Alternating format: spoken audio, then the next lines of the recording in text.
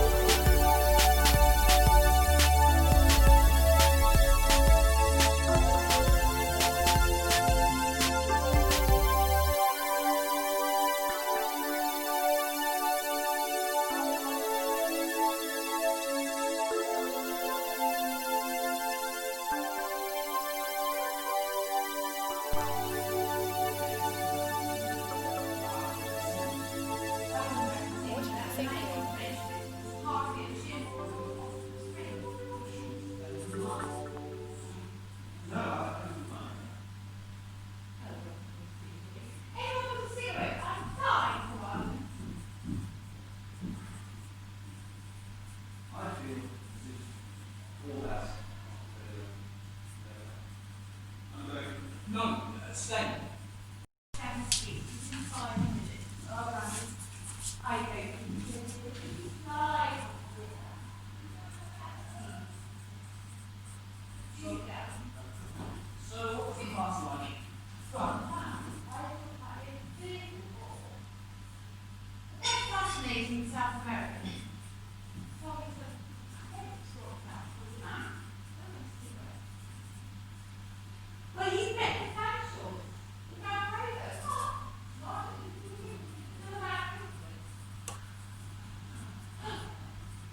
What's this doing out? Some writing there. This is Dad's quite important. I don't feel like that. You worried I was going to use it the same way he always did. You commit suicide? Who's talking here? Never mind who. Really, Martin, I think that is important. You must be quite mad. It's having a complete strange to start getting. Sit down! I will witness this. No! Martin, thank you, baby. I said, you threatened to suicide. You didn't say what you were talking about. You said, who told you? Well, for 1 silly second, I think he was when you find your husband writing a letter with another something, and the man was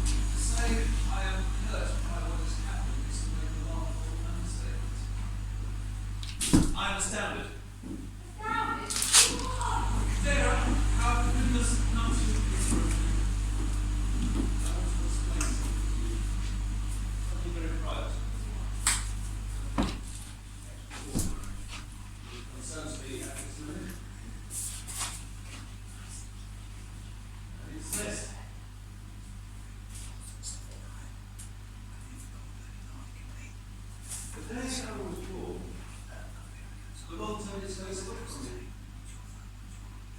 The only time I was in the six, went wrong. Every time I walked into a room, I tripped over the step. Then passing, every time I stood up to say something important,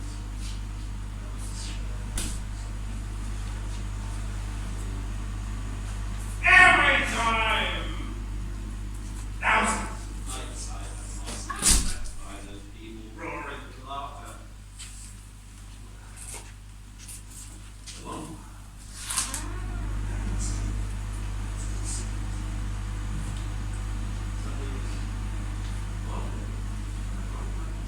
And I intend to, the maids all those plan. You gave me so. I'm serious, don't laugh. I'm serious. My plan is ready and the preliminary moves have been made. It's a big night. Yes. The one incredible piece of strategy. Only the world could see all that. They would have watched me like a man on the wire of an eyebrow.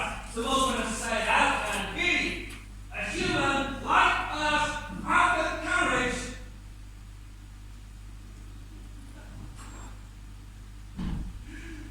And I knew of you.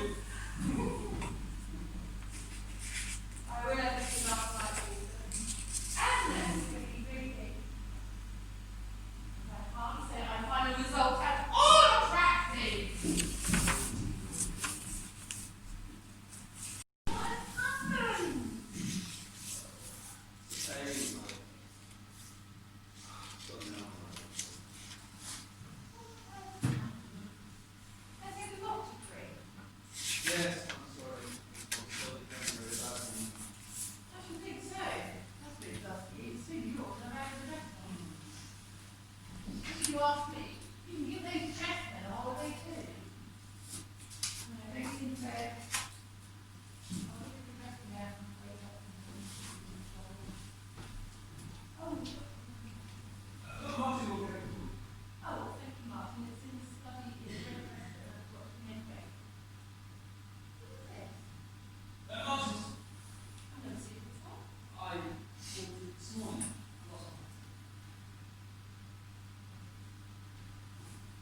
Yes, you said.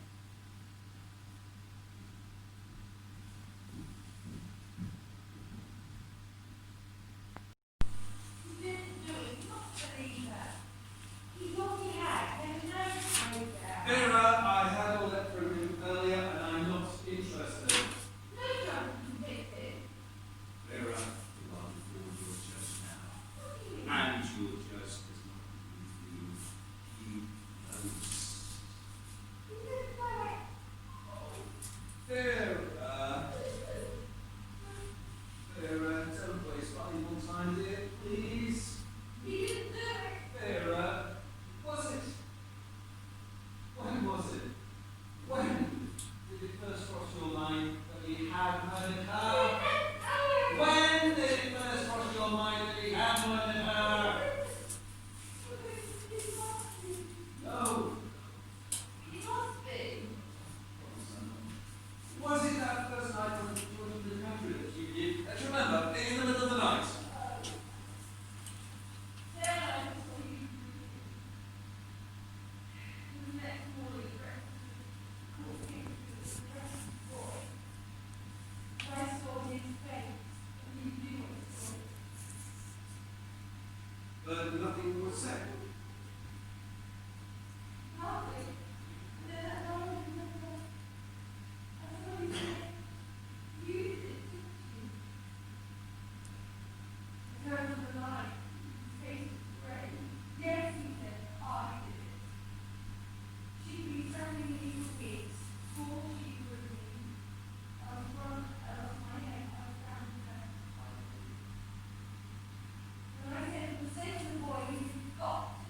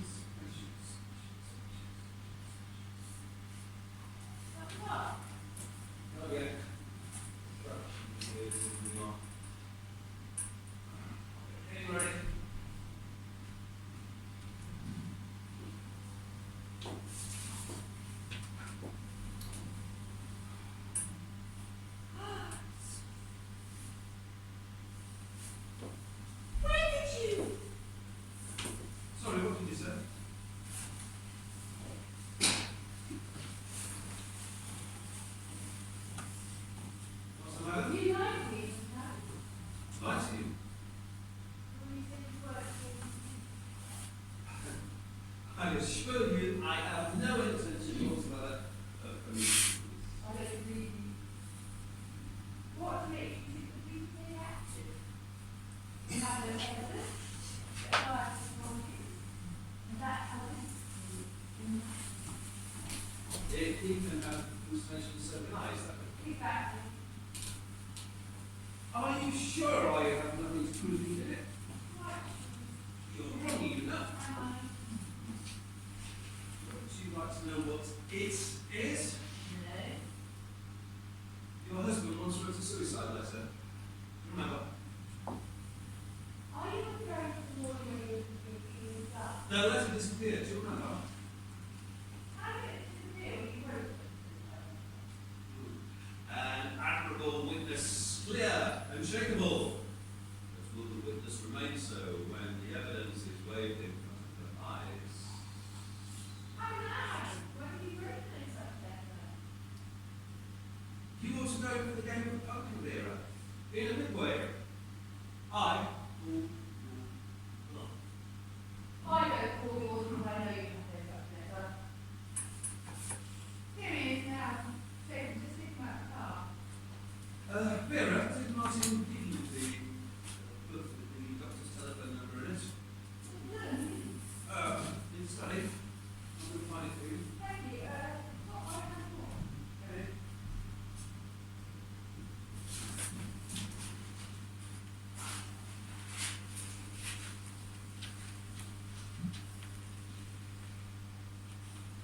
Vera, I can't find it. Will you have a look? Vera? It's not in the drawer. Will you please come and look? Just a minute! Vera? Why does it go dark now? What are you planning? Sorry, to show the Yeah, fire. I don't wear anything like Across the that. oven, Angel! Johnny boy, is that you? Oh, Angel, don't smell horses. there's no scooters. You should have been at home in red hour, Joe.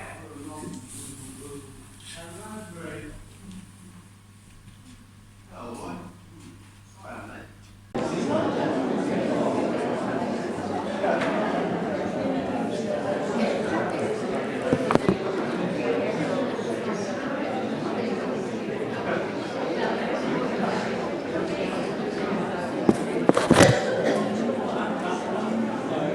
Does it make the flash like that? It's on. I'll switch it on, press it on, it's flashing. I suppose it's on. Yeah, it's on. Or it'll just flash like that. I don't know.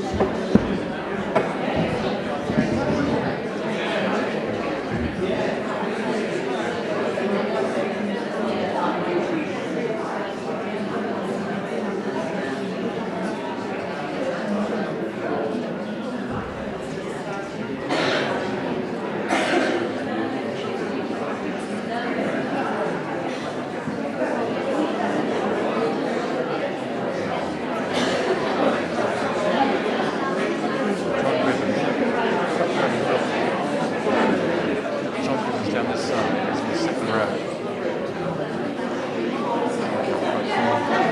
Oh, it's Barry. Barry.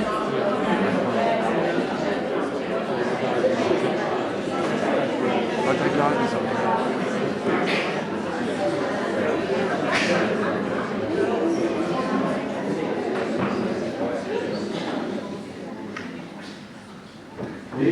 and gentlemen, welcome to the Great Hall Theatre Company. Please note that the use of cameras and recording equipment is not permitted in this theatre. In the event of an emergency, please evacuate the theatre as directly by a front-of-house staff. Now, switch off your mobile phone, sit back, relax, and enjoy the performance.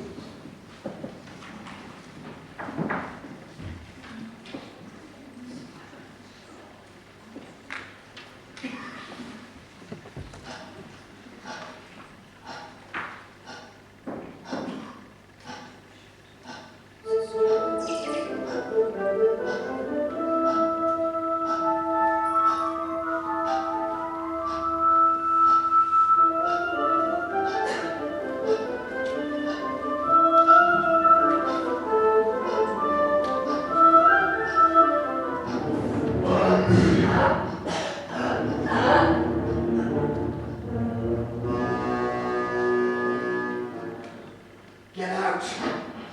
Get dressed and get out.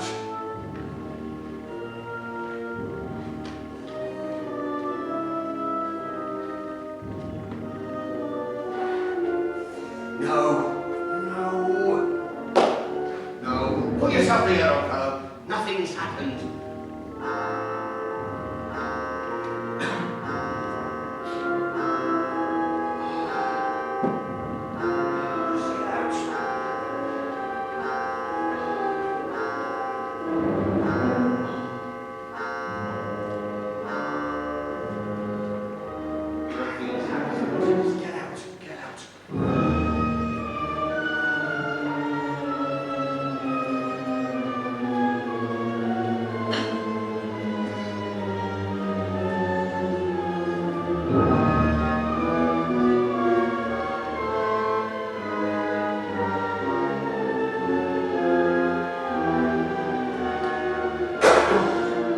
Nothing's happened.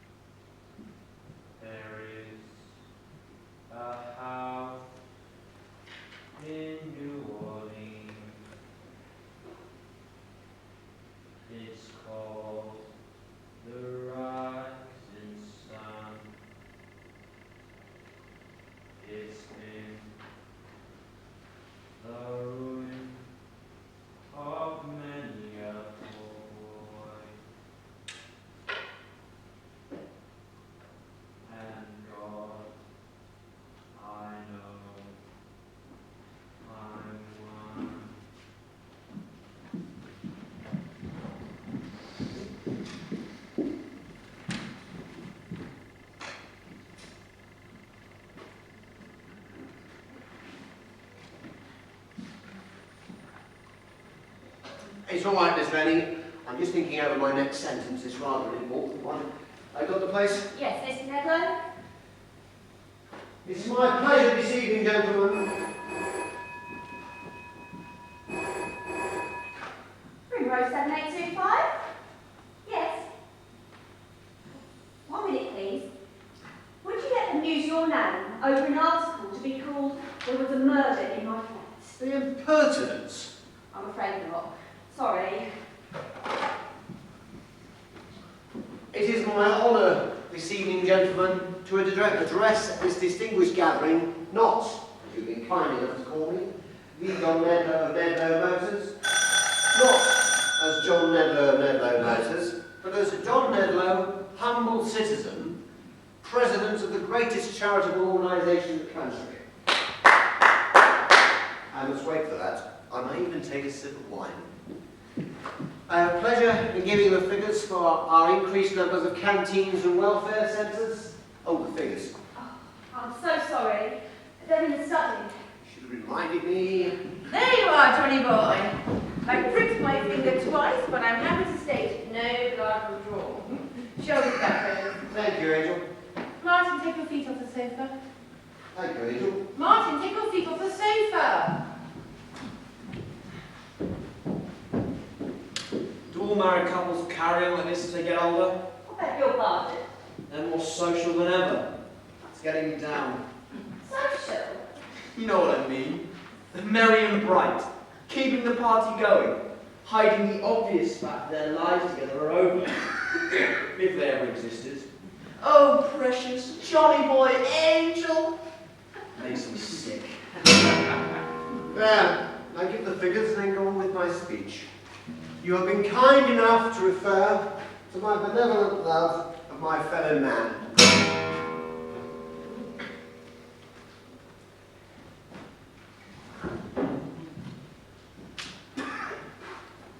Where was I? The benevolent love of my fellow man. I am pleased to say... That will be all, Miss Lenny. The rest is routine peroration stuff. Thank you, Mr. Nedlow. Was that all, Mr. Nedlow? Thank you, Miss Lenny. I will telephone you. Thank you, Mr. Nedlow. Oh, you will say good evening to Mrs. Nedlow for me, won't you? I will.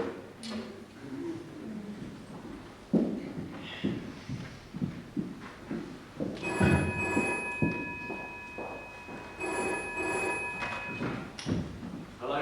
The finishing touch to the best-looking chap at the dinner. Rot. It's the agents who are subletting the flat. Hey, I still to get my things ready for you. Ah, you magic cocktail. Oh. Oh, but they could have been more keen. I see. It's so damn silly. Just because something frightful happened here last December, there's no reason for a complete stranger to... Well, of course we're anxious to leave, but the whole thing was a ghastly shock. Yes, do try. Goodbye. Cruisel, you're making firewater. Can't think of any more delicious. Johnny boy, to your speech tonight. Dinner to rather splendid. I am rather pleased with it, Cruisel, even though it says it shouldn't. Cheers. Yeah. I am livid I can't be there. A stag party, you men aren't leaders. Yeah, that's too bad, Angel. Precious, what time will you be on the air? 10-ish, judging by the Radio Times. Perfect, I'll be back in time for my party to listen in. Oh, excellent. Won't be much fun anyway, I'll have an excuse.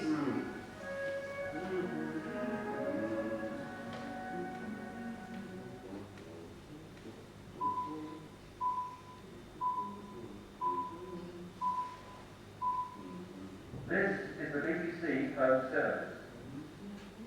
Here is the news. Parliament adjourned this afternoon after the discussion of the New Works Bill. There have been violent causing devastation for crops and farmers fear for the oncoming harvest. The Millcourt murder. Paul Cayley Smith, for whom a reprieve had been widely sought, was executed in Pentonville Prison at 9 o'clock this morning. Later, there were further scenes outside the Home Secretary's house. 4. Why did they have to label this a Millcourt murder? How can we ever let the place? You switched that on purpose, didn't you? Are you going to the evening papers? We don't want to see them, I told you. Martin, I appeal to you. It's been extremely hard for us, but a friend of yours should have chosen this flat in which to... Go on! To commit a murder? Well, he did, and now he's dead. I'd like him out of the conversation. And when one considers that your association with him was directly responsible for you failing your exam... Exactly. Daddy has behaved more than well. To go pinching my property well behaved. I want that plane back. Martin, that aeroplane was taken away from you because there was another reason why you did not do a stroke of work. Really? Then why did he have to shove all his business buddies by giving it to me in the first place? That plane is mine! Martin, I'm sure Daddy will give you your aeroplane back as soon as you pass your law examination. When you failed your examination, young man, you let me down badly as your father. You'll get that plane back and then you pass that exam. I told you a year ago. not to call yourself my father. Martin, please. When we adopted you, you were far too young to know what was happening. Doesn't that make something to you?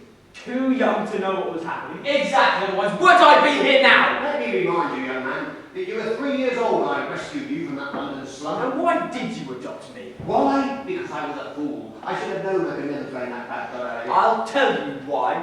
It's because you wanted some grand gesture so everyone would tell you how warm-hearted you were. Martin, I've tried to be a mother to you. A mother? I may only have been 3 years old, but I remember my mother. Your parents, as you call them, were a gypsy and a slut.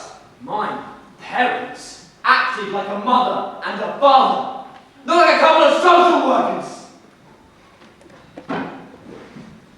Martin, I'm no good at apologising any more than you are.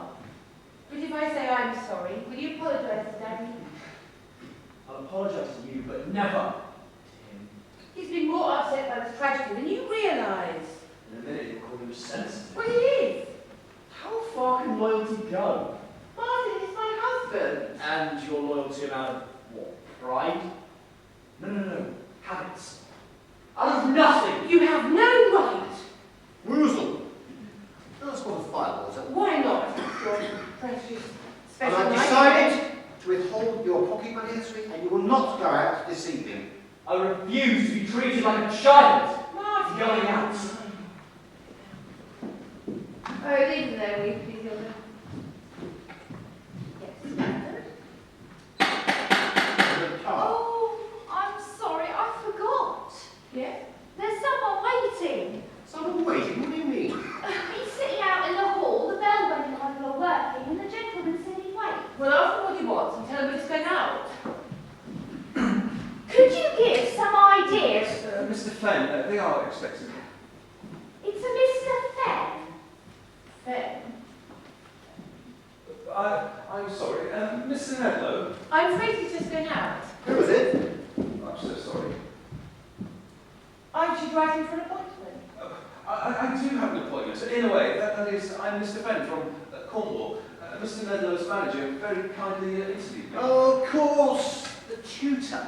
Oh, yes, do come in, won't you? Thank you so much. How do you do? But didn't you get the wire? No, I didn't. I left Cornwall so early this morning. It was to give you the address of your room. It's quite nice, I believe. Oh, I'm sure it is. I would have gone straight there. And without barging in like this, I'm terribly awkward. Do sit down. Thank you so much. Whiskey? No, indeed. Perhaps a very small cherry. That would be perfect. Thank you. Martin, this is Mr. Fenn. We discussed, you remember, who's going to, what do you call yourself? I suppose a crammer, a sort of emergency utensil for legal knowledge. How do you do? Hello. Well, what a beautiful room. Oh, thank you so much. Oh dear, I'm so sorry.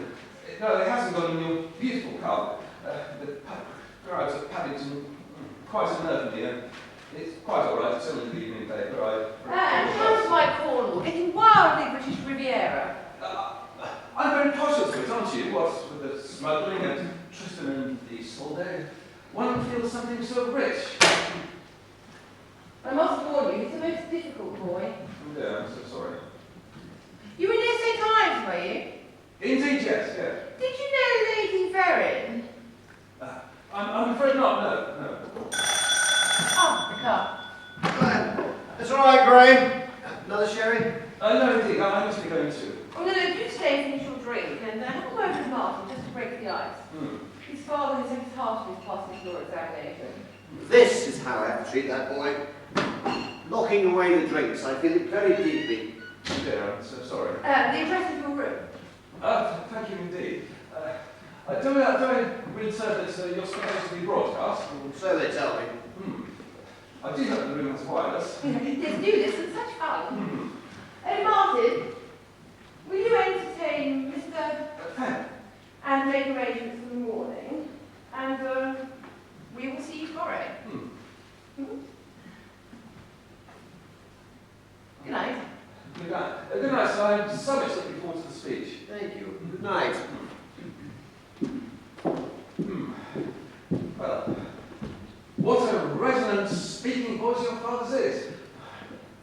I'm curious. The Speak boss. to me. Your father? The boss to me. Well, I'm sure his speech tonight will be quite... perhaps later we can arrange a little timetable. That's a pleasing plan, isn't it? And maybe later we can have a little chat. Listen, old man. If you're going to make any headway with me, you're going to have to drop it, okay? Drop it, I don't quite understand. This social stuff, I get it all day from those two, and unless you drop it, you'll get nowhere. That's a pleasing sound.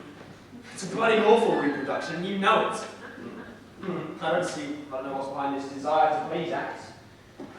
But come on, let's have it. Well, it is a bloody awful reproduction, and there's no doubt that the business magnate is deep in love with his own voice.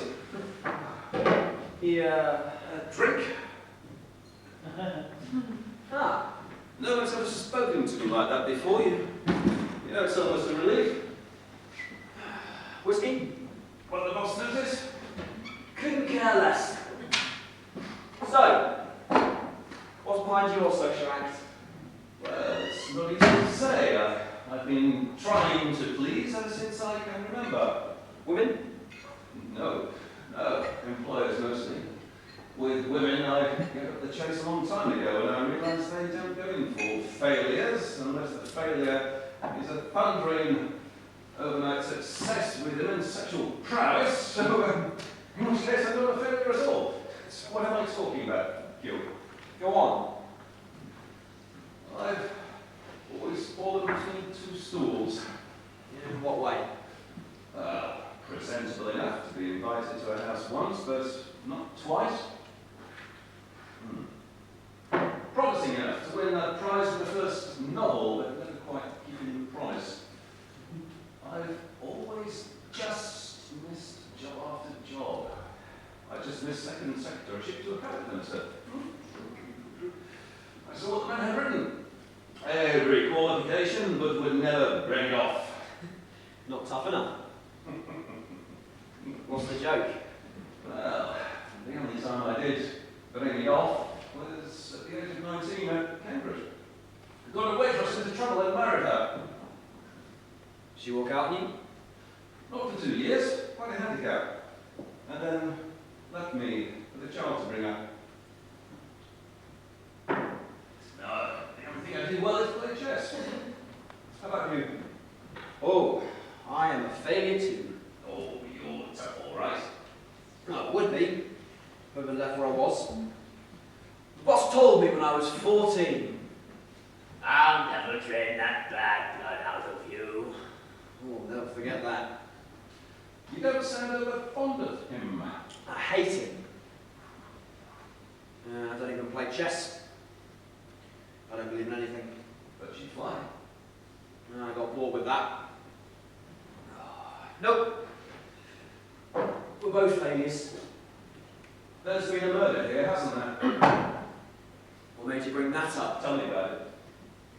Well, you must have read the papers. Only this evening. I didn't follow the case. He was a friend of mine. I don't care to go into it. So what actually happened? Little to tell. The guy who did it, and who was this morning, he was a friend of mine up at Oxford. Hello, Scott guy. He was staying here with me for the Christmas vacation. One night, he brought back this Swedish woman. They had an argument. He strangled her. In that room. That's all. And where were you? Me? At a Christmas party down at my flying club. I was well cross-examined, I can tell you. For good reason, surely. Because the dead woman had stated that young Nedlow was threatening her. That wouldn't have been in tonight's paper. You must have followed the case line by line. There's something not quite straight about you. What is it? Everything's perfectly straight, except for one detail. Which is? It's to do with my son. The boy she left you with. What happened to him? He was hanged by the neck until he was dead at 9 o'clock this morning. I see the likeness. 40th day of the 22nd year of his life. Yes, apparently there is a likeness. I said it is. Did you notice? Once, when I told him how I felt about the boss, he spoke about you. Oh, did he? Said how you'd saved to send him to Oxford. How he was proud of you. Really? Well, we had quite a bond. Perhaps because I had to be both parents, table manners, etc. He wasn't easy to handle, but I understood him. I didn't see you at the trial. When he was arrested, I was in Australia, finishing a job as tutor. I couldn't collect the fare. You went to visit him in prison, of course. Only the once. I couldn't have studied again. Well, surely coming here hasn't helped. The time I did see him, as I turned at the door, he said, "Daddy, I didn't do it." And I knew he was speaking the truth. I don't remember going back to my hotel, but when I did, I sat on the bed and I heard his voice. I didn't do it. And I knew he was speaking the truth. Young Nedlow did it. Young Nedlow. And I am going to prove it. 2 days later, I saw your father's advertisement, and somehow I knew I'd get this job. There was a problem with my name, of course. Smith being the family name, but Fenn was the name I used when I wrote that novel. And here I am. What time did you leave Cornwall? Where was I at 9 a.m. this morning, do you mean? On the move, thank God, in a crowded railway carriage. The man opposite looked at his watch and turned to his wife. "Well, they'll be just about getting the rope around young Kerry Smith's neck," he said, and then went back to his crossword. "Hush, dear," she said. "Don't be morbid." She was patting her dog. I looked out of the window. Cows, sheep, little boy in the wall waving, and pain in my head. Intense pain. I was going to shout. Yes. And then everything changed. What, you passed out? No. I was seeing everything perfectly clear. A mole on the woman's chin, the shape of the crossword. And I felt... I'm sorry. I can't find the words, I'm getting drunk. Try. I felt calm. And for the first time in my life, sure of myself, and sure that I must put this thing right.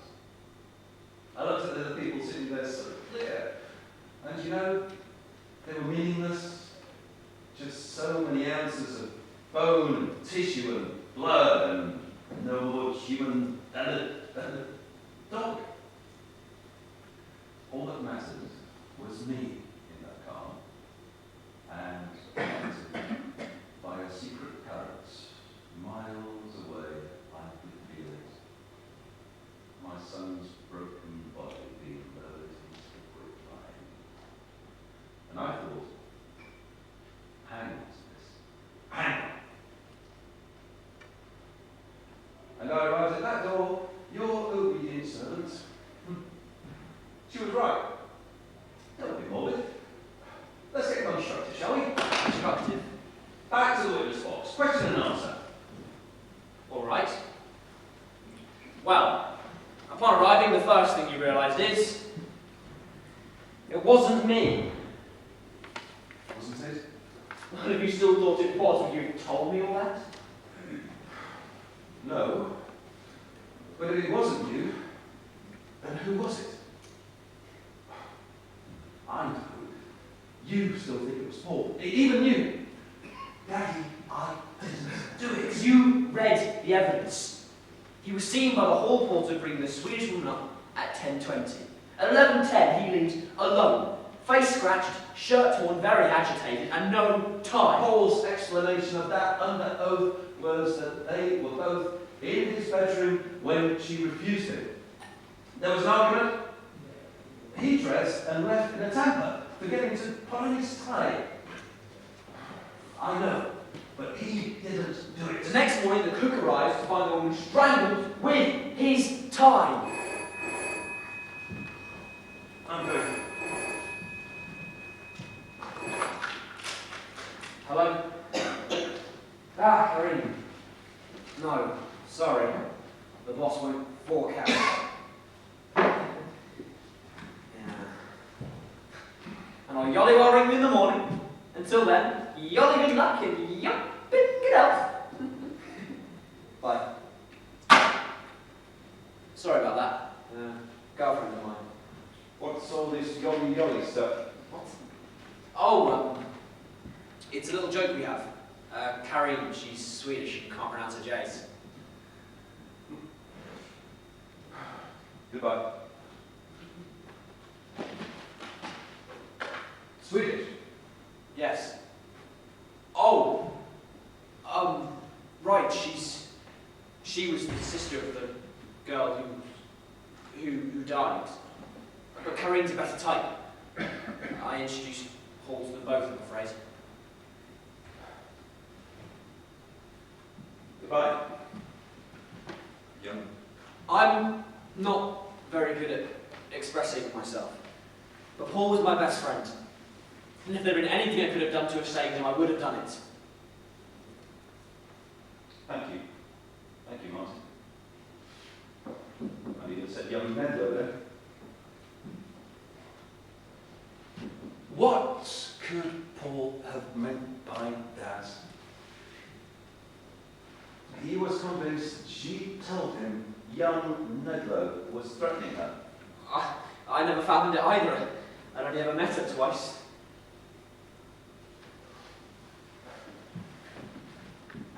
Goodbye.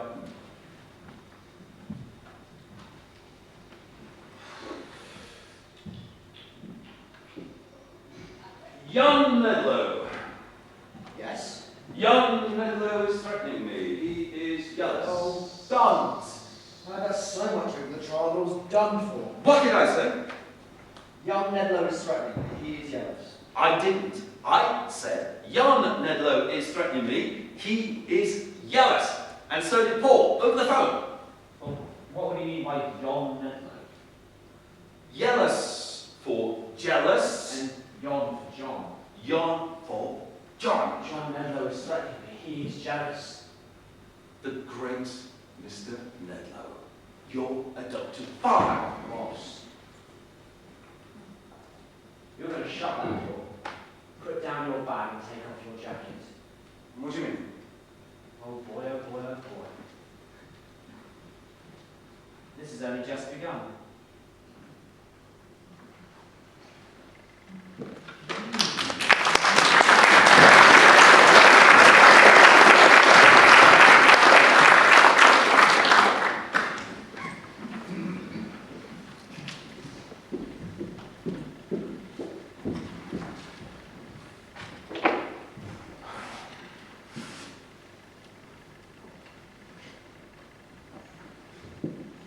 And of course, that's why they were so determined not to see the evening papers.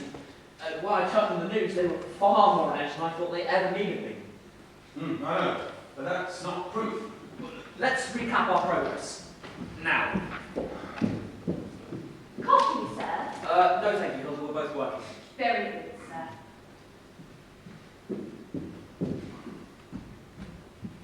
Could she have? No, she started here a week after the murder. Now, recap. Opportunity. Did the boss know the woman? A year ago, I had a party and he arrived home unexpectedly. And I remember him seeing her to the bus. Motive. She was a bad lot. And the boss hates scandal. Motive, blackmail. Alibi. Well, we have only his wife's word that that evening he drove them both to their country cottage for Christmas.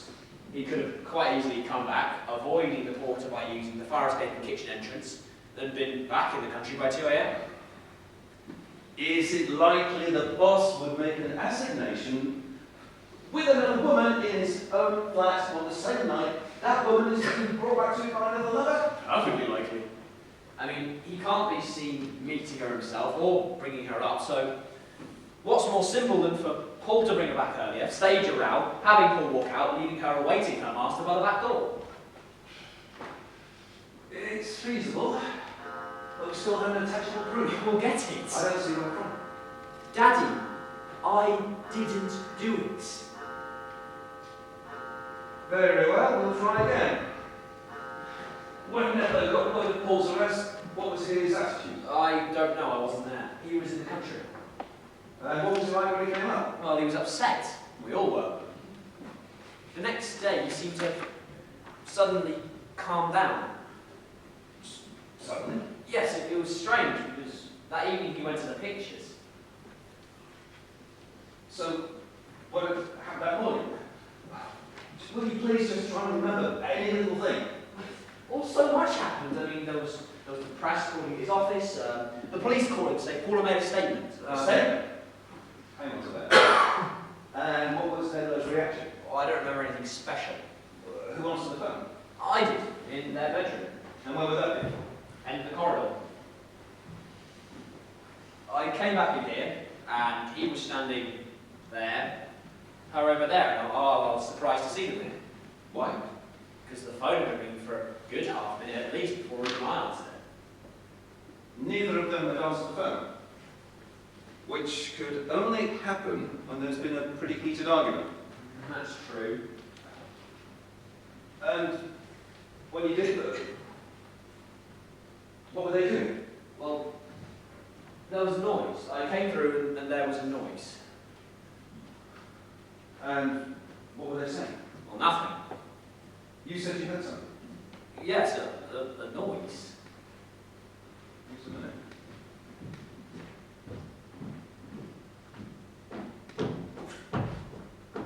That's parquet flooring. They heard you all right. And when they did, there was a noise. Yeah. Banging sound. Bang.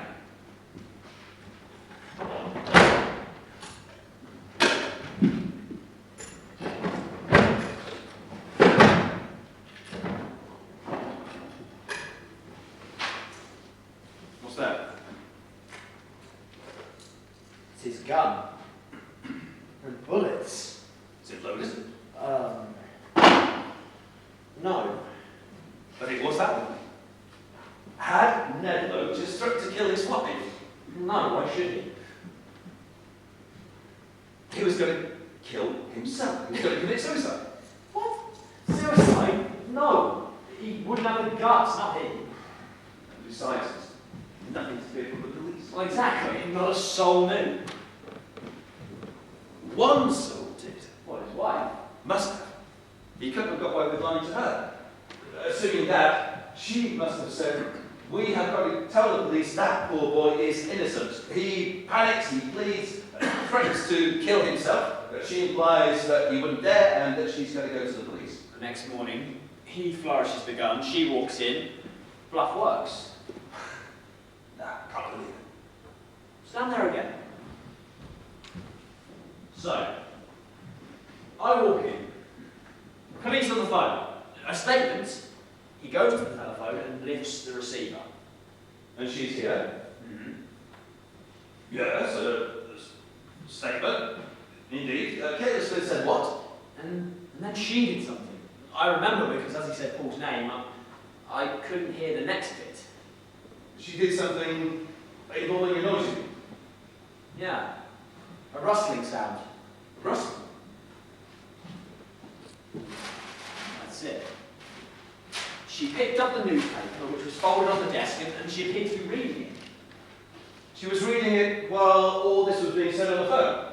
That's not all. It was last Sunday's paper. It was the Times. The Times. And then she turned and looked at him. Oh, hello, Mr. Thank. He stayed to dinner to find out what I didn't know about the law. A thorough cross-examination, I hope. Yes, very thorough. Isn't that divine? I'm taking Dad in the car. If those two could only get together. I was thinking he could stay in a spare room. Oh, we'll talk about it, shall we? Early, perhaps. What, with Paul K. Smith having stayed in there and what happened to him this morning? I wasn't thinking of that, actually, but now you have to mention it, it's hardly a cheerful room to offer to a stranger. I'm sure Mr. Fenn wouldn't mind. Would you? No, I won't mind. No. We'll see, shall we? Anyone with a cigarette? I'm dying for one. I feel as if all that happened just then, after they left, didn't happen. I'm going. Whoa, no. Leave this to me, okay? Put the cigarette box on the desk. Don't let me forget to switch on the dining speech. It's in 5 minutes. Brandy. I don't think so, dear. They simply 5 minutes, you know. Oh, that's cheesy, sizzle. So what was the party like? Rather fun. I think like me fearful. What is that? Thank you.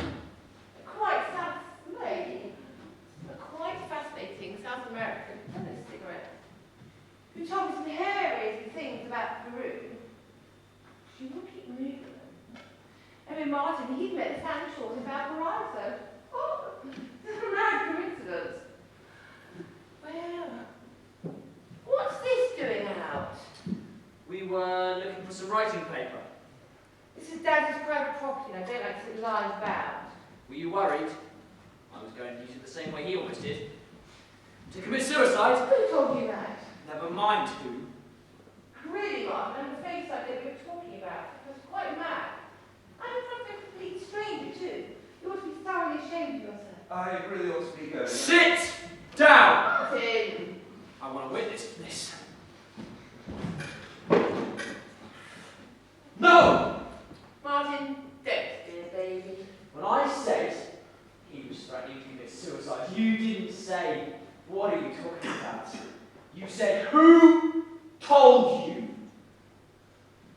Well, for one little moment, I thought, well, I walked in on him and he was writing a letter and there's a gun in front of him and then I realised he'd been cleaning. I saw a rag next to it and we laughed and I put the gun away. That's all. You swear that? Martin, what is this game you're playing? You thoroughly upset me. I'm going to bed. Here at Daddy and I try to remain cheerful and forget the whole sorry situation. And you've been stirring it up. Mr. Fenn, you see what you've got on your hands. I thought the brandy would help. Did you notice the gun frightened me, not her? She was concerned for a second. I swear she was. Do you remember seeing the rag? Rag? She said he was cleaning the gun with it before he wrote the letter. Why could I see a rag? I only just seen the newspaper. Letter. A letter he was writing. It might have been anything. What did she do with it? What did she put Hang it on. I'm on the ball again. I want you to show me something. Newspaper.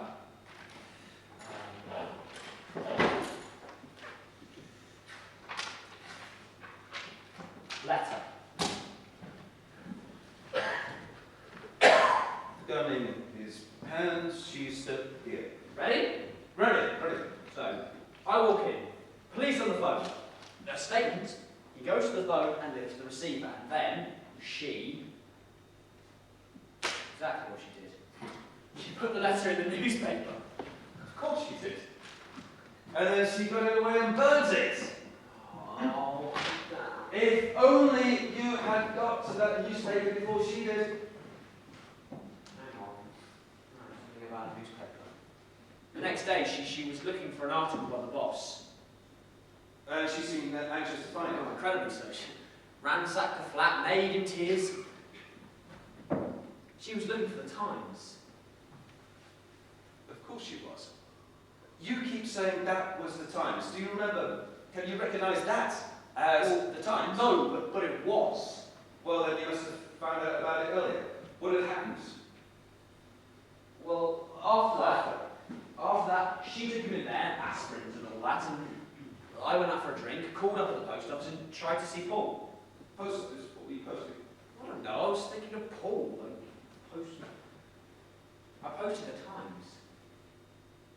Of course I did. They left the room and I went to the desk to write a letter to Paul, and I saw the paper, I recognised it as the Times, and I thought, Well, this is Paul. I'll send it to him, poor devil. No one else was. He always used to send it away for the chess problem. So I folded it into a wrap already addressed by him, and I went out. I sent it to you. To Australia with nothing in. You think? When I got word of Paul's arrest, I was just worried about collecting the fare home. I never thought about unwrapping them. You left them in Australia. No, they're in my case. No, my big case. I've never taken them out when I've unpacked. Or where is it? Well, it's in the hall.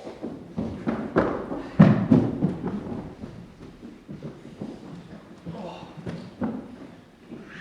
Try your side.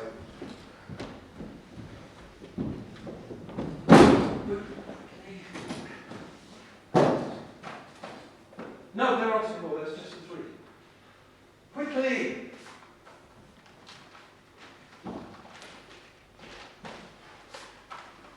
Quickly!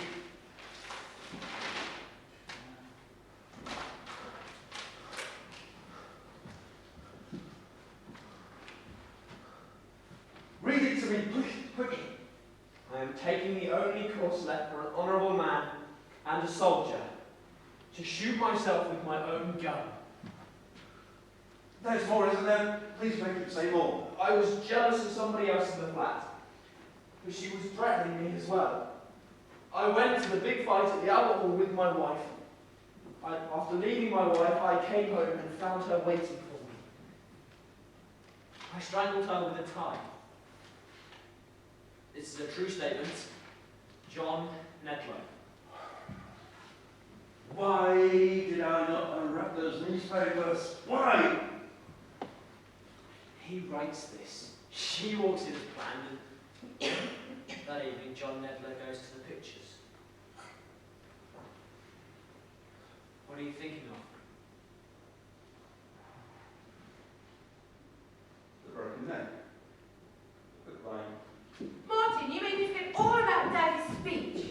This ridiculous mental matters of yours going right out of my head. Too tired from you.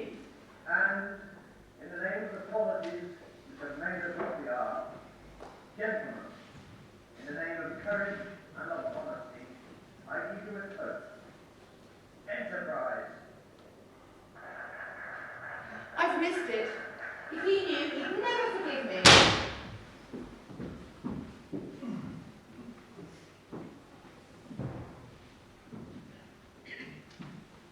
What are you thinking now?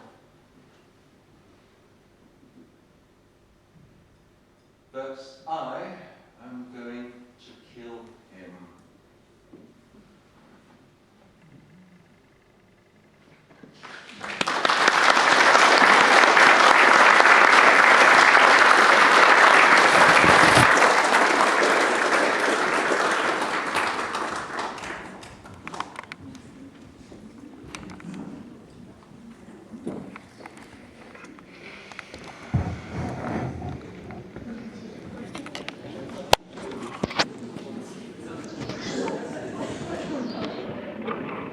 I think so. I can't see him under my glasses. God. I did what you said. I I switched don't- that yeah. on. Then I switched that on, but then I saw that red light. Yeah, but I didn't touch it. Hang on a minute, threatening with his wife with a knife and didn't know that he was not only a former boxer. But Normally, a there's- Marine you said, hand-to-hand did you combat counter? instructor. That's a Shit lot. happens. That is brilliant. Yeah. More of that, please. I like a bit of rough justice. When you sit in front of the bench, they get about 5 months suspended and talk to Yeah, because normally you say, did you counter? All right. So, I just did what you told me to do. yeah, no, that's fine, that's fine. pressed I haven't checked America, it. they put them in Haven't pink checked it. streets, don't they? No, I agree. Embarrassing. That's what they should do. Yeah, I think that's a really good idea, Yeah. actually. Definitely. Not that it stops. Oh, I don't know.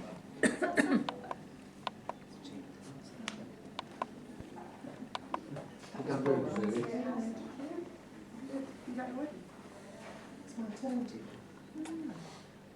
I had to stop wearing my, I had to have my wedding ring cut off. I don't know. Good. I don't know. I don't know. Well, so Never mind. so I think it might just be taking pictures. Oh dear. No, it's not your fault. No, it's not your fault. What's happened? Is it not recorded? Yeah, when you press record, it should have a Red, black. tape. Yeah, it's got that, but it needs a tape counter. So it hasn't been recording? Well, I don't. You don't know? I don't think so. No. But can you not check? It's recording now, because that's record. So yeah. But you need a little tape counter, whatever. Oh, my glasses. Are you sure? So if we go on to if you head on to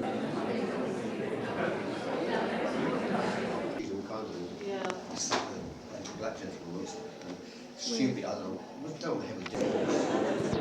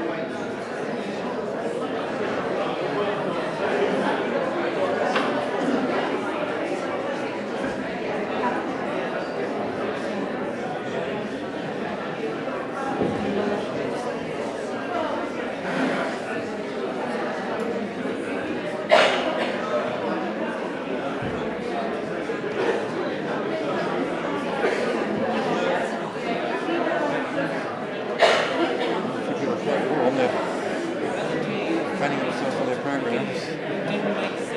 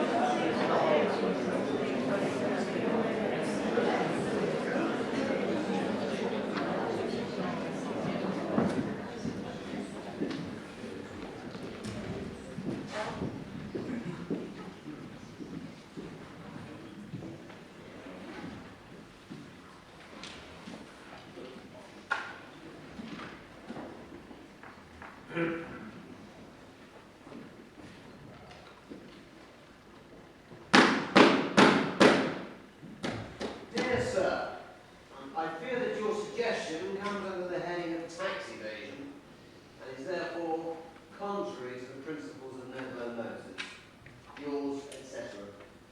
Is this the one from the Foreman's widow? Yes, Mr. Nedlow.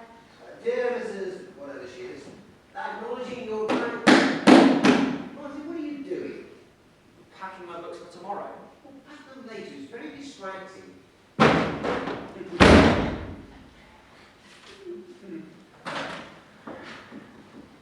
Acknowledging your kind letter of thanks.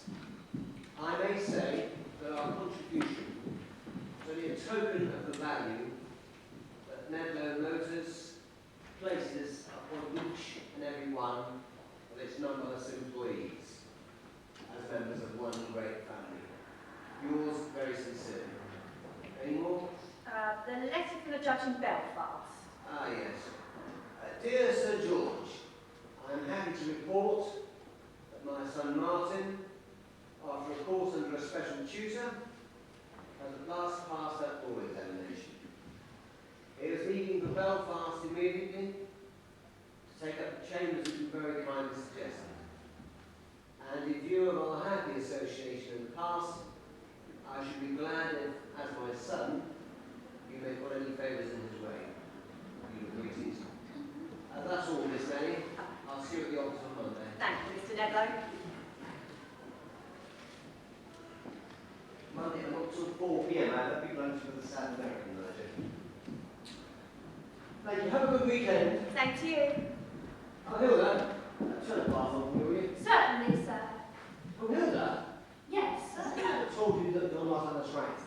Well, that would be telling, sir, wouldn't it? Oh, kiss and tell, eh?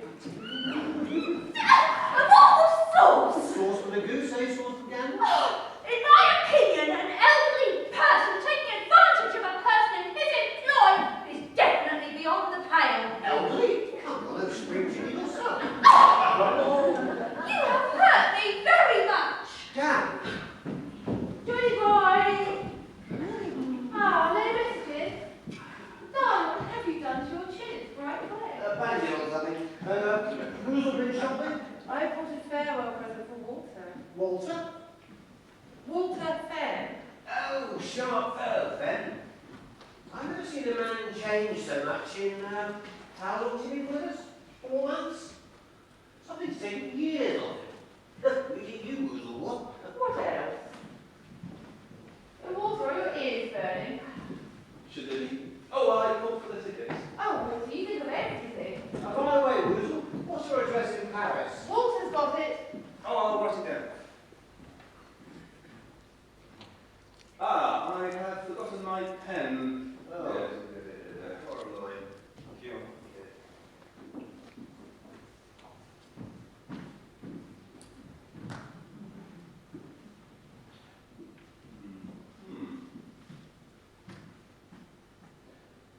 How goes it, Captain? You've got me cornered. I didn't say that. Ah.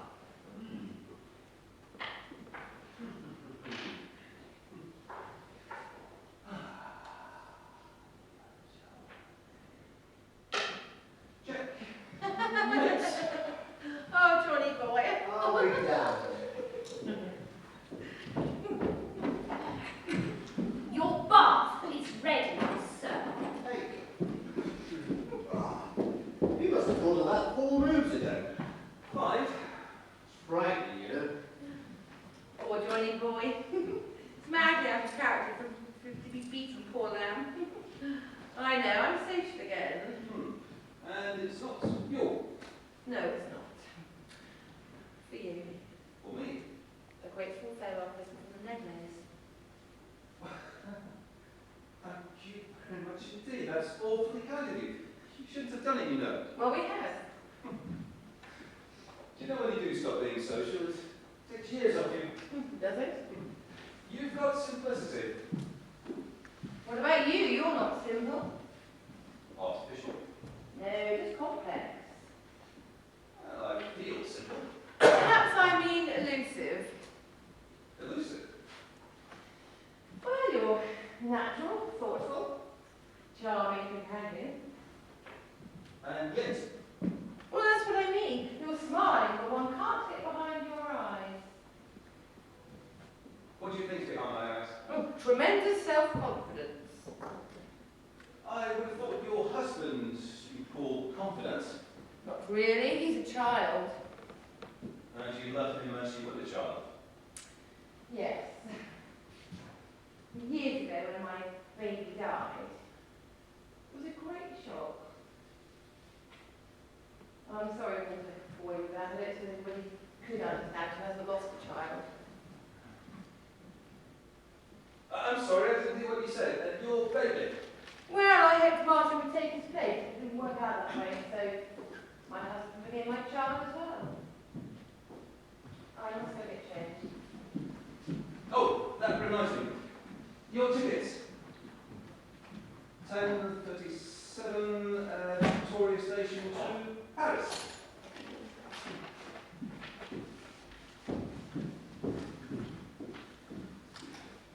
Well, I've just been given a present.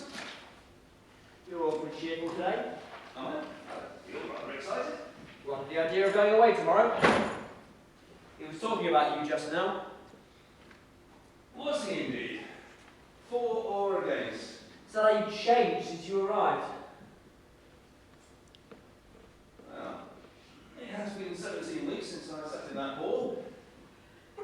I haven't had my modest physique reconditioned by Michelangelo, and yet, as I sit here, a rich, attractive woman likes me. Why?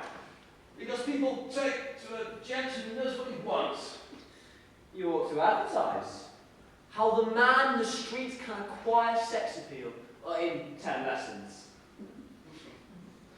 Lesson 1, have a purpose. What are you doing? I'm writing a telegram to my landlady in Belfast, when to expect me tomorrow. Good. Walter, why are you so eager for me to go? Are you depressed at the idea? Well, it's a bit of a letdown, isn't it? Is it? I'll be gone 6 months at least. And you're looking for another job yourself. Well, we haven't spoken about it in 3 weeks, so I must draw my own conclusions. Which are? That you've lost interest. That night when we made our pact, I thought to myself, my best friend is dead because of the man I hate most in the world, and I'm going to help put it right. Life, at least real adventures, is going to be grand. And the last week or so, I've looked at that smug face and thought, you're not going to get smashed in after all. You're going to get away with it. Have you considered the other idea? What's that other idea? Handing the suicide letter to the police, on the chance they take him to court, and hang him. Hang him? The best jury in the country would be convinced by the best counsel that he found the woman dead, got overawed, imagined he'd done it. No witness reliable enough after such a lapse of time. They wouldn't hang him. I wouldn't consider it. You mean you haven't lost interest? Did I not just say, have a purpose? Have a purpose and enjoy life. Whatever. You mean it's still on? That's the best sort of general keep his plan to his chest on the last of it. Hang on, what are you planning for? Tonight. Tonight? Excited? Yes, of course. Tell me the plan. First, let's drink to it, shall Easy, Lieutenant, easy. Now you see why I've been planning to leave tomorrow and why I've encouraged you to do the same. Because it looks good. As if neither of us could have any idea that something may stop us leaving. And that's why she's off to dress shows in Paris. I've been planning that for weeks, so much so that he actually thinks it was his idea. But why have you had to wait until tonight? I'll tell you why in a second. First of all, he's...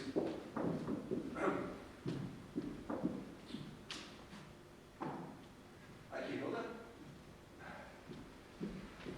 Now, what time are you planning on arriving in Belfast? Before lunch. Good. What's the matter? It's just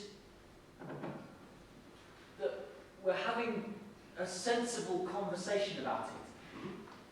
And we're arranging to kill a human being over a cocktail. How else will you be doing it? Intense whispers? That first solo flight of yours, did you plan that sensibly? Yes, but I've never seen a dead body. Well, that's the thing of it, neither have I. Looking cold feet? Not in your life. Once or twice, in the dark, I had creeps. You're on fire. I've lain awake at night too, in that same room my son slept in. I've lain awake and listened to a man snoring, his untroubled breathing. I've lain awake and I've said out loud in the dark, one of these nights, that breathing is going to stop. And the dark felt more